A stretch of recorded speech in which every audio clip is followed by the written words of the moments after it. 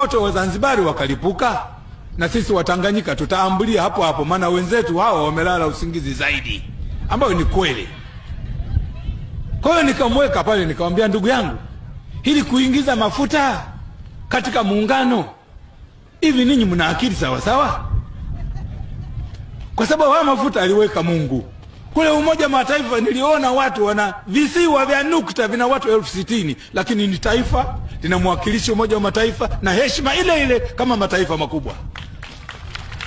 Zanzibar ina watu zaidi ya milioni. Zanzibar walitangulia kupata akili, ndio tochi iliyomulika hata pori la huko kwetu Tanganyika. Sasa ninyi mnakubali kuingiza haya mafuta katika muungano, hivi Mungu atawaacha?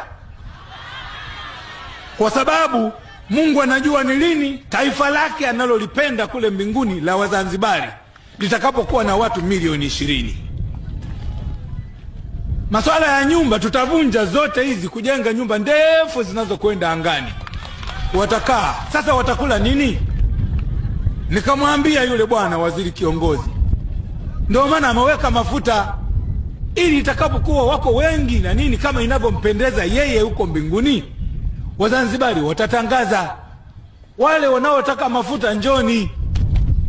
Kwa hiyo lakini meli zenu zilete mchele, zilete mafuta, zilete sukari, yani wataishi kwa raha kwa miaka yote mpaka siku ya Kiyama, kwa sababu ya hayo mafuta. Kwa hiyo toweni kwenye muungano mara moja.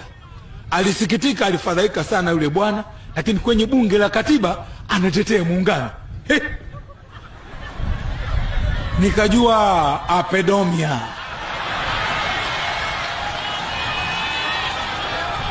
Ni unyani. Kwa hiyo afadhali ukose kila kitu kama alivyosema Mandela, lakini uwe huru. Mimi mwenzenu wamenitupa gerezani mara 43. Wamenifunga mara 3 na vaa namba gerezani kwa ajili ya kutetea haki ya uhuru wa wana wa Tanganyika.